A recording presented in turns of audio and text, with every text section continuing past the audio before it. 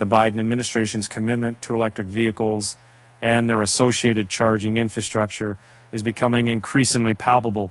Beyond the focus on deploying new chargers, the White House recently unveiled plans to invest $100 million in replacing those pesky EV chargers that are, well, just plain unreliable.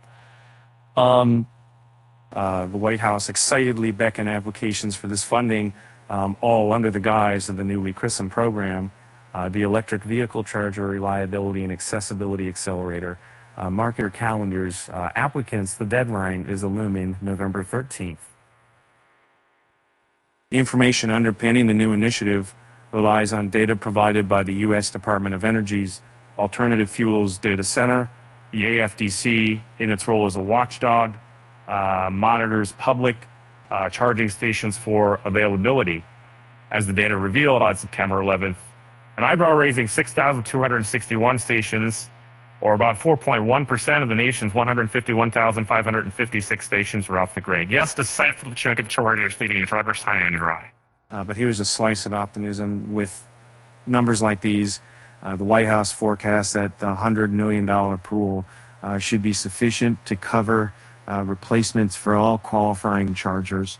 And when we talk about eligibility, it encompasses both public charging stations and those privately owned, but publicly accessible ones with no strings attached. Let's pause for a brief monetary breakdown. Remember, the infrastructure law already earmarked the whopping $5 billion for EV charging, an effort led by the National Electric Vehicle Infrastructure, a formula program. The grand vision? A robust nationwide network boasting 500,000 chargers. Also, there's a side note. The law dedicates a 10% slice for grants targeting states and local areas that might need a bit more elbow grease in deploying EV charging amenities. The Charger Reliability Initiative, it's sipping its funds from that very pot. The federal government's proactive stance isn't limited to merely throwing dollars at the problem. They're addressing reliability issues head-on, even instituting data reporting protocols on charger downtime. For those who might be wondering about the quality standards, chargers built with ABI backing are expected to flock an impressive annual uptime surpassing 97% per port. The exception, understandably so, includes scheduled upkeep and fortunate active vandalism and Mother Nature's unpredictable wrath. And yes, some can enjoy limited operation hours at those on the alternative few to port or mandate to care to users around the clock.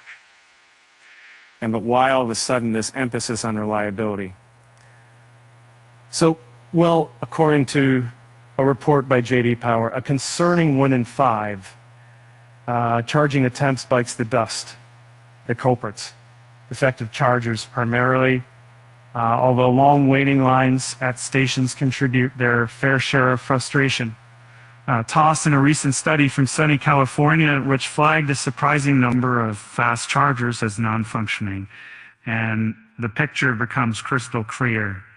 And it shouldn't come as a surprise that the state of California has more electric vehicle charging stations than any other U.S. state, making it a pivotal benchmark in evaluating in the country's charging infrastructure.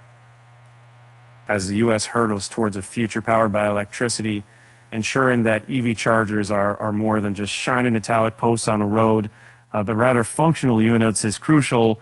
Will the $100 million bet pay off? We won't root for a while yet, but for now, one thing's for sure, it's a step in the right direction.